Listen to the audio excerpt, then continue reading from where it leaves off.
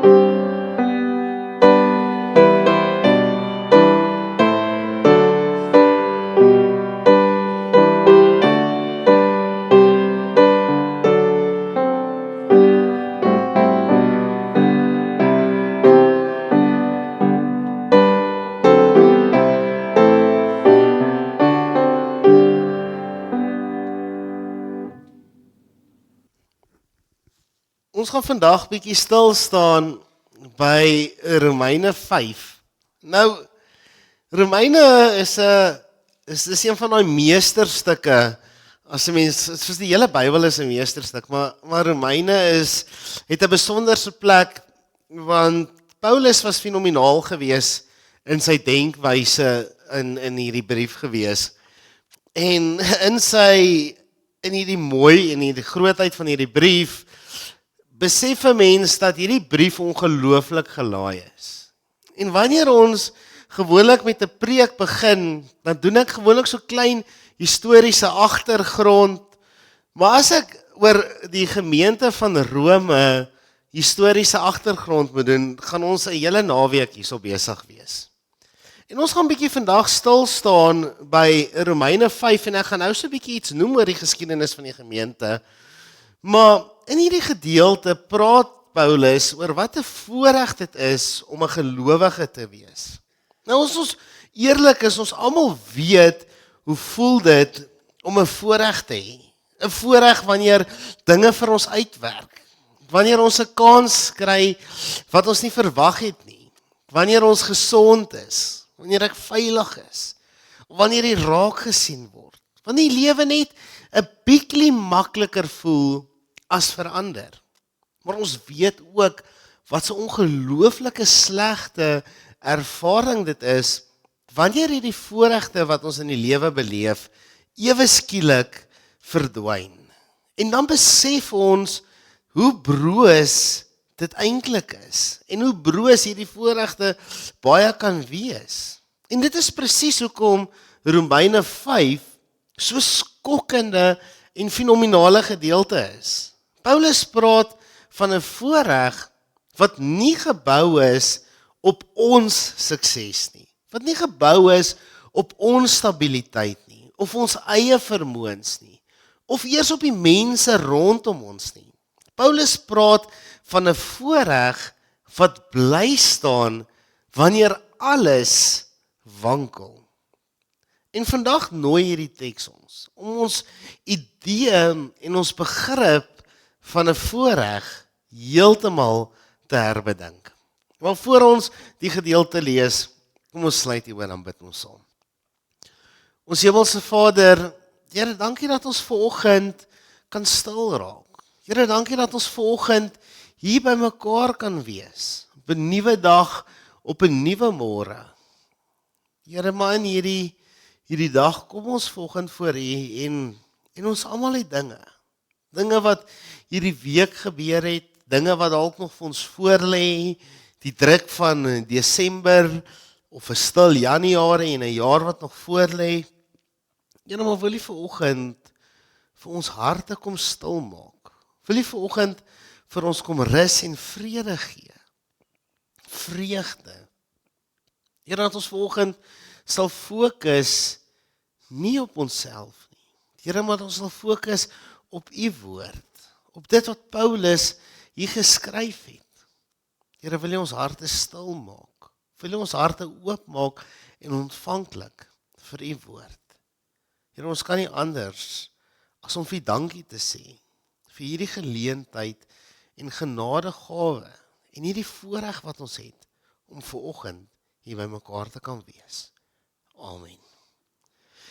Ek lees vir ons Romeine 5 vers 1 tot by 11. Omdat ons dan nou op grond van geloof geregverdig is, het ons vrede by God deur ons Here Jesus Christus. Deur hom het ons in geloof ook toegang verkry tot hierdie genade waarin ons vas staan. En ons beroem ons op die hoop om deel te kan hê aan die heerlikheid van God. Maar dis nie al nie. Ons beroem ons ook op ons verdrukking, omdat ons weet verdrukking bewerkstellig volharding.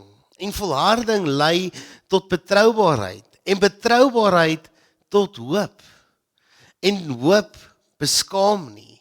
Want God se liefde is in ons harte uitgestort deur die Heilige Gees wat aan ons gegee is. Toe ons nog magteloos was, het Christus immers op die regte tyd vir goddeloses gesterf. 'n Mens sal nie maklik vir 'n regverdige persoon sterf nie. Al sou 'n mens dalk nog die moed hê om vir so 'n goeie persoon te sterf. God bewys egter sy liefde vir ons daarin dat Christus vir ons gesterf het toe ons nog sondaars was.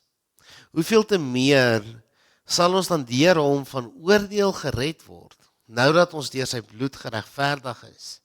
As ons toe ons nog vyande was met God versoen is deur die dood van sy seun, hoeveel te meer sal ons deur sy lewe verlos word, nou dat ons met hom versoen is. Maar dis nie al nie. Ons vind ons roem ook in God, deur ons Here Jesus Christus, deur wie ons nou die versoening ontvang het. Net tot sover. Ongelooflik baie wat Paulus in hierdie gedeelte sê, en 'n hele mond vol. En ek is seker 'n mens kan 'n maand preek net oor hierdie 11 verse. Maar dit klink baie soos wat Jesus gesê het, toe hy gesê het, ek het vir die siekes gekom, vir die wat my nodig het. Terug by die gemeente van Rome. Nou die gemeente van Rome was 'n verdeelde gemeente gewees. Dit het bestaan uit Joodse gelowiges, mense wat die wet gevolg het, mense wat daarbey gehou het, en uit nie-Joodse gelowiges, wat van buite af gekom het. Heidene wat hulle self bekeer het en gedraai het na Jesus Christus toe, wat nooit in hulle hele lewe hierdie wette gevolg het nie. En in die gemeente van Rome het verskillende mense verskillende voorregte gehad. En dis ongelooflik belangrik as ons kyk na hierdie voorregte, dinge soos onderwys, dinge soos werk, veiligheid, terwyl ander uitgesluit of gemarginaliseer is. En oor 'n tyd het hierdie verskille in die gemeente ongelooflike wantroue geskep of bygedra tot diep verdeeldheid wat ons soms nog steeds vandag in kerke ervaar. Sien baie van hierdie mense in hierdie gemeente, die Jode, die Romeinse burgers, die heidene, het almal gedink dat geloof ook iets was wat verdien moes word. Deur gehoorsaamheid, deur reg leef, deur reg doen, deur mooi te lewe, deur mooi goed vir mense te sê. Maar Paulus skryf juis hierdie brief om dit radikaal reg te stel. Hy sê niemand word regverdig deur wat hy doen nie, maar almal van ons lewe uit genade. So wanneer Paulus in Romeine 5 sê, aangesien ons deur geloof geregverdig is, sê hy in effek, geloof is nie 'n ekstra voordeel vir geestelike sterk mense nie. Dit is 'n voorreg wat van God afkom, wat hy vir almal gee. Jood, nie Jood, sterk, swak, Romeinse burger of slaaf. Dit is vir almal. En die wêreld waarin hierdie gemeente was, die wêreld was vol van status gewees. Prestasies was alles. En dan in hierdie wêreld kom Paulus en hy verkondig 'n nuwe werklikheid. Jou grootste voorreg is nie wie jy is of wat jy doen nie, maar die feit dat jy in geloof aan Christus behoort. En in hierdie voorreg om 'n gelowige te wees, kom Paulus en hy gee 5 dinge, 5 redes hoekom dit 'n voorreg is om in geloof te staan. Want ek dink in vandag se lewe is dit baie maklik om in die negatiewe vas te kyk. Dit is baie maklik om iets te sien en moedeloos te raak. Dit is baie maklik om verdeeld onder mekaar te lewe. En dan is dit so lekker om weer 'n brief soos Romeine te lees. Waar hierdie brief vir jou kom sê dat nog voor jy 'n vinger gelig het, het jy die grootste voorreg onder die groot geelson. En daar's 5 redes. 5 redes hoekom dit 'n voorreg is om 'n gelowige te wees. En dan is daar een groot beginsel wat hierdie voorreg anders maak as al die ander voorregte wat ons op hierdie aarde beleef. In vers 1 staan daar, ons het vrede by God deur ons Here Jesus Christus. Die eerste rede hoekom geloof 'n voorreg is omdat geloof vrede bring. Nie vrede omdat alles reg is nie, maar vrede omdat ek weet dat my verhouding met God reg is. Om die voorreg waarvan Paulus hier praat te verstaan, moet ons eers begin deur te verstaan wat hierdie vrede is waarvan hier gepraat word. En ek wil sommer dadelik afskop deur te noem dat hierdie vrede nie net 'n gevoel is nie. Hierdie vrede is 'n vrede van God, met God, saam met God. Hierdie vrede beteken die oorlog is verby. Hierdie vrede beteken die aanklag wat teen ons was. Die donker wolk van sonde is verby. Hierdie vrede beteken die vonnis as gevolg van ons lewe, as gevolg van hierdie donker wolk van sonde is vrygespreek. Sien, Paulus verduidelik dit deur te sê, maar as ons mooi daaroor dink, is die grootste probleem tussen ons en God alreeds opgelos. Deel van die vrede is om nie meer as 'n beskuldigde te leef nie, maar as iemand wat vrygespreek is. Iemand wat vrede met, saam en deur God het. Die tweede voorreg van geloof is toegang tot genade.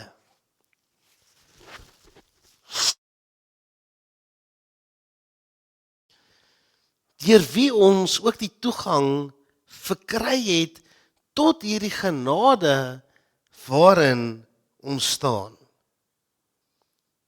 Die tweede rede hoekom geloof 'n voorreg is omdat ek nie meer my plek by God hoef te verdien nie. Ek staan in genade. Op die dae wanneer ek die meeste sukkel, op die dae wat ek op my moegste is, op die dae wat dit voel vir my, maar ek kan nie meer nie. Hierdie woord toegang beteken, ons is al reeds ingelei. Ons is al reeds met oop arms ontvang. Dit beteken, ons hoef nie elke dag te lewe asof dit 'n toets is nie. Ons hoef nie te twyfel of dit net tydelik is nie. Ons hoef nie te twyfel of daar sekere waardes en voorwaardes is nie. Maar alleen deur genade. Ons staan in genade vas vir altyd. Nie ons besoek dit soms nie. Of nie ons kry genade wanneer ons dit reg kry nie. Hierdie genuwe genade is 'n nuwe bestaansruimte. Dit is ons fondasie waarop alles rus. Wat 'n voorreg is dit om nie elke dag te hoef te wonder of God met my gaan uithou nie, maar om te weet hy gaan hierdie dag met my foute, ongeag wie of wat ek is of wat ek doen, gaan hy saam met my, want ek staan vas in sy genade. Die derde rede hoekom geloof 'n voorreg is, want hoop is dit wat lyding dra. Paulus sê hierso, en ons lees dit baie in die Nuwe Testament op verskillende plekke, in verskillende forme raak, ons roem ook in die verdrukkinge. My pyn is nie nutteloos nie. My swaar kry is nie die einde van my storie nie. Wat Paulus hier wil doen is, hy wil nie die swaar kry kom romantiseer nie. Hy sê nie lyding is goed nie. Hy sê nie lyding is lekker nie. Wat Paulus wel in hierdie gedeelte kom sê is, lyding is nie leeg nie. Lyding is nie alleen nie. God gebruik dit. En as ons sê God gebruik dit, is daar 'n groot verskil deur te sê, maar God gee dit of God stuur hierdie lyding oor my pad. Of om te sê, die lyding wat oor my pad kom, as gevolg van die gebroke wêreld, is God groot genoeg om dit te gebruik vir iets positiefs. Is hy groot genoeg om hierdie lyding in iets moois, in 'n getuienis te verander. Hier staan in die gedeelte, deur verdrukking kom volharding. Volharding bring beproefdheid en beproefdheid bring weer nuwe hoop.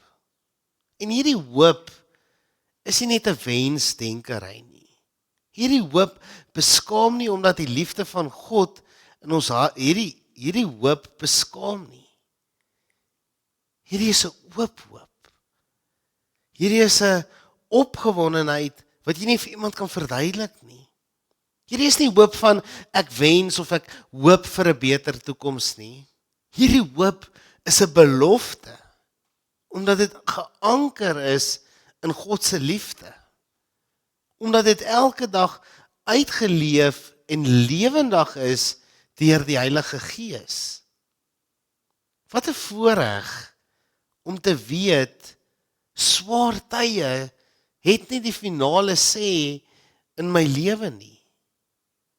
Die vierde rede hoekom geloof 'n voorreg is nie omdat ek hoef te raai of God my liefhet nie. Die kruis sê alreeds duidelik, jy is geliefd, lank voordat ons dit verdien het. Kom sê God, jy is geliefd. Die doop is 'n teken van daardie liefde. Die doop is 'n teken dat ons aan God behoort, dat hy ons kies, dat sy liefde daar was nog voor ons self kan besluit. Paulus se woorde is skokkend eerlik.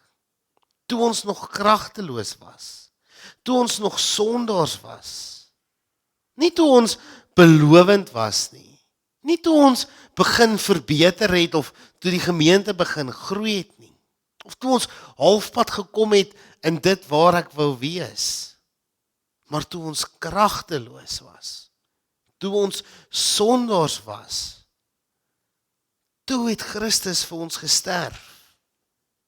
Die kruis is God se antwoord op elke twyfel as jy wonder of het God my regtig lief. Wat 'n voorreg om te weet dat ons geliefd is nog voordat ek enigiets reg gedoen het. Die vyfde en die laaste rede hoekom geloof 'n voorreg is as omdat hierdie geloof ons 'n versekerde toekoms gee. Wat God begin het toe ek nog ver van hom af was, sal hy nie los nou dat ek sy kind is nie. Paulus redeneer eenvoudig. As God jou geregverdig het toe jy nog sy vyand was, hoeveel te meer sal hy jou nou vashou? Ons redding rus nie op ons prestasie nie, maar op God se trou. Nie in onsself nie, nie in ons eie geloof nie, nie in ons gehoorsaamheid nie, maar in God self. Jesus het dieselfde beginsel gesê toe hy op aarde het. As God vir die mossie daar buite in die natuur sorg, hoeveel te meer sal hy nie na sy kinders kyk nie? Hoeveel te meer sal hy nie na jou kyk nie? Hoeveel te meer kan jy nie verseker wees van 'n toekoms saam met God nie? Baie voorregte in hierdie lewe is kosbaar. Hulle is tydelik. Gesondheid kan enige oomblik breek. 'n Goeie werk kan verlore gaan. Gesondheid kan verdwyn. Finansiële stabiliteit kan wegraak. Selfs mense vir wie ons liefhet en wat elke dag daar is vir ons, kan ons nie aan altyd vashou nie. Maar die voorreg van geloof is drasties anders. Dit rus nie op sekere omstandighede nie. Dit word nie bepaal deur 'n sekere seisoen nie. Dit word nie geneem wanneer die lewe swaar raak nie. Die voorreg van geloof staan vas. Nie net in hierdie lewe nie. Nie net vandag nie. Maar in die volgende lewe. Tot in ewigheid. En dis hoekom Paulus kan sê, aangesien ons deur geloof geregverdig is. Vandag het ons weer gehoor. Geloof is nie 'n las wat ons dra nie. Dis 'n voorreg wat ons ontvang. 'n Voorreg om vrede met God te hê. 'n Voorreg om in genade te staan. 'n Voorreg om hoop te hê. 'n Voorreg om geliefd te wees. 'n Voorreg om 'n toekoms te hê wat veilig is in God se hande. Baie ander voorregte in hierdie lewe gaan kom en gaan. Maar hierdie ene staan vas. Soos wat die son in die oggend opkom en in die middag sak, so staan hierdie voorreg vas. Meer as dit, as 'n belofte, as 'n lewende verhouding. Kom ons gaan leef hierdie week, nie as iemand wat hoef te probeer bewys nie, maar as iemand wat reeds behoort. Nie omdat ons sterk genoeg is nie, maar omdat Christus genoeg is. Want wat 'n voorreg is dit nie om aan God te glo nie. En wat 'n voorreg is dit nie om ver oggend te weet dat ons aan God behoort. Amen. Ons Hemelse Vader, in alles wat mag gebeur hierdie jaar, goed en sleg, Here, mag ons altyd aan hierdie voorreg vashou. Die voorreg van die liefde, van die vrede, van die nabyheid. Die voorreg wat hierdie geloof is. Here, help ons om nooit te vergeet wat dit beteken. Nie net in ons koppe of in ons harte nie, maar prakties elke dag in ons lewe om aan U te behoort. Amen.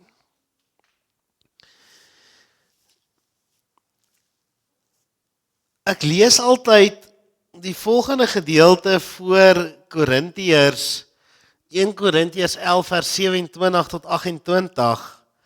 En Paulus skryf die volgende woorde. Hy sê, elkeen moet homself eers ondersoek en dan van die brood eet en uit die beker drink.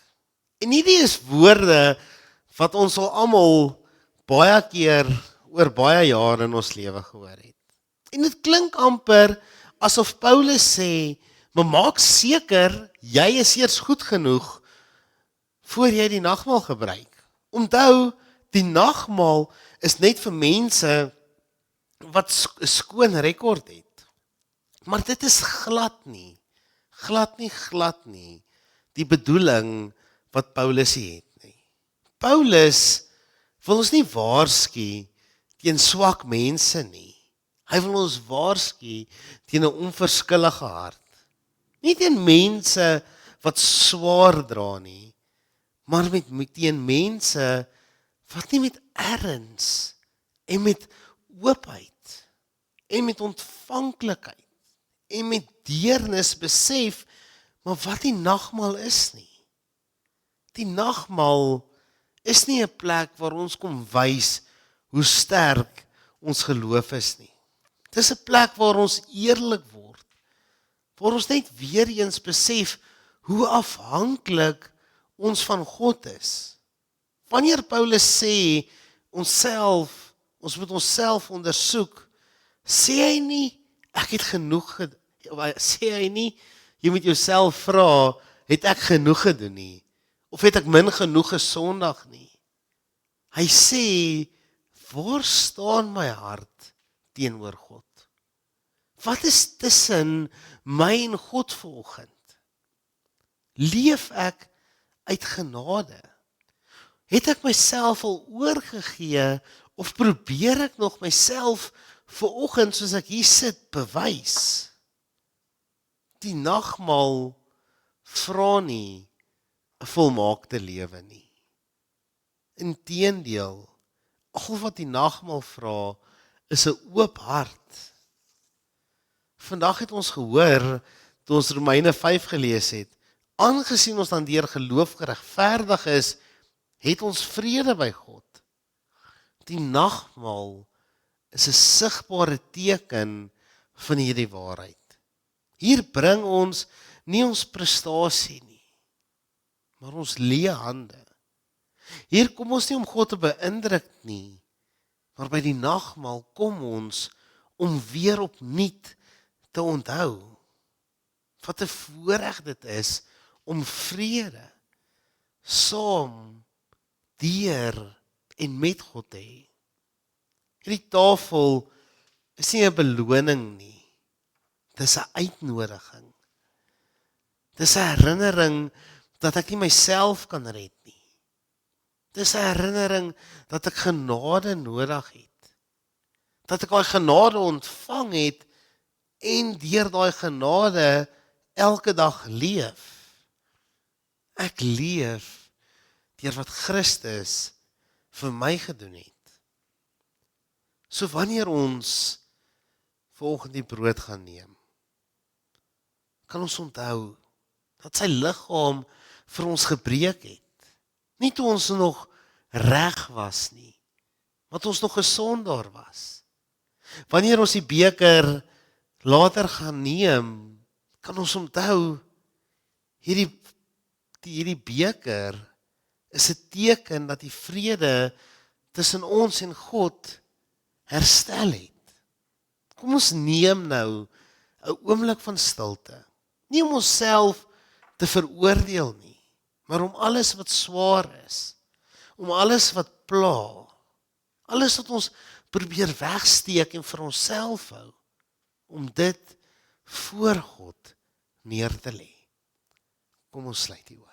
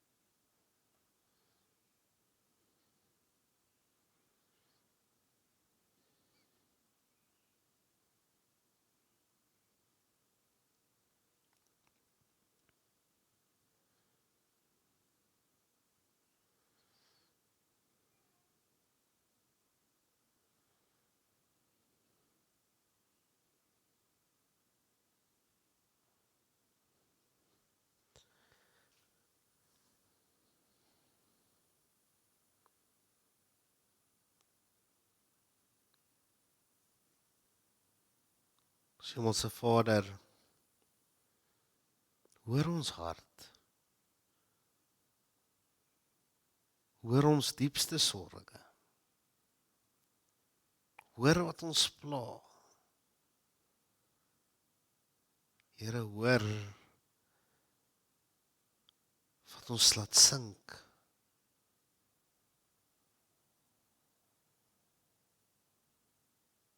Here, neem hierdie dinge, maak ons lig.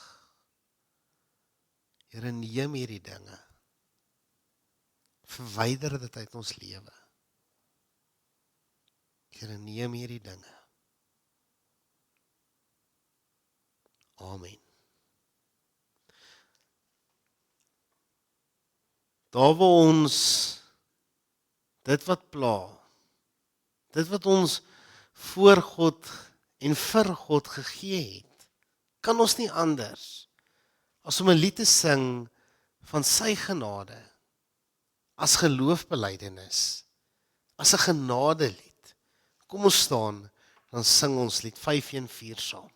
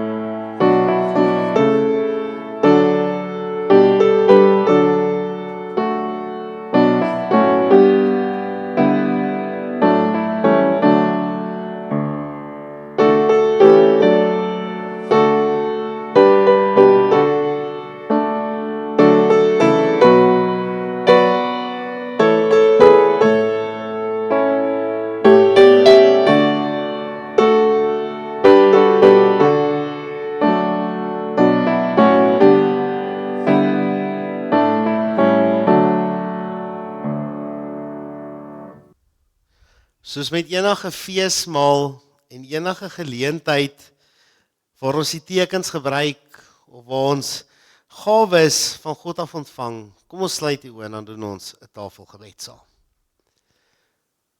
Hemelse Vader, wat 'n voorreg om vanoggend hierdie nagmaal te kan vier. Wat 'n voorreg dat dit tekens is van die genade, van ons verlossing, van die nabyheid. Here, waar ons nou hierdie gawes gaan inneem. Here, seën ons by die gebruik daarvan. Here, maak ons opreg dankbaar daarvoor. Here, dankie vir hierdie voorreg. Here, dankie vir hierdie nagmaal. Amen. So raak dit 'n oomblik stil.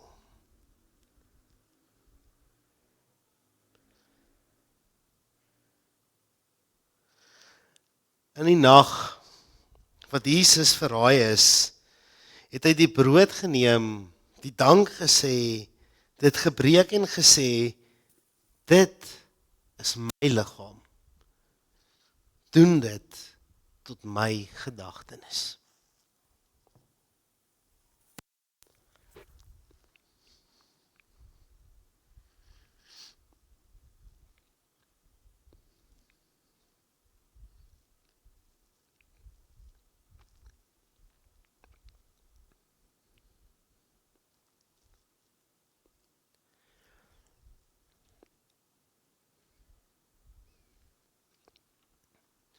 Net so het Jesus die beker geneem. En hy het vir die disippels gesê, hierdie beker is die nuwe verbond in my bloed. Dit is vir julle uitgestort tot die vergewing van my sondes. Neem dit, drink dit en doen dit en weet dit.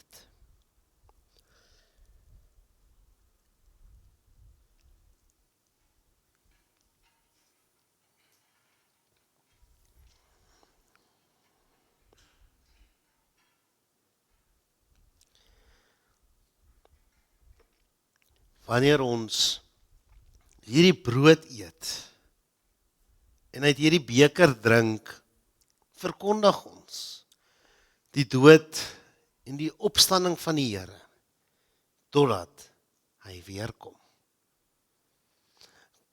Amen. Ons Hemelse Vader, Here, dankie vir 'n voorreg om vanoggend te kom feesvier, om die tekens te kom proe in ons mond, te kon inneem in ons liggame. Here, mag ons elke dag vashou, nie aan die tekens van die brood en die wyn nie, maar wat dit vir ons beteken, nie net vandag nie, maar nou en vir altyd. Amen. Kom ons staan, dan sluit ons af met die bekende vlamlied, die oorwinningslied. Kom ons staan, dan sing ons saam.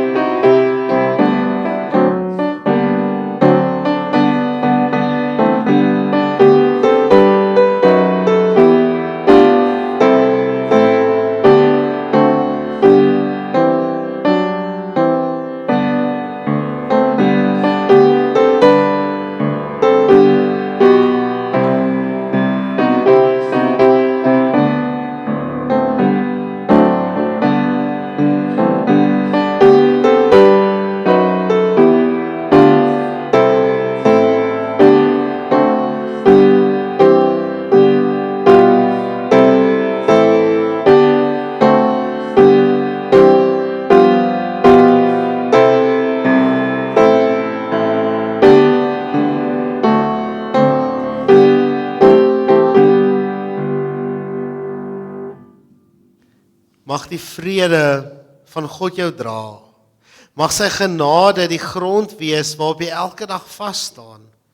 Mag hoop jou vashou wanneer die lewe swaar raak. Mag jy elke dag leef uit die sekerheid dat jy geliefd is, dat jou toekoms veilig in God se hande is. Gaan leef uit hierdie voorreg, nie omdat jy genoeg is nie, maar omdat Christus, die Vader, die Seun en die Heilige Gees ons liefhet, nou en vir altyd. Amen.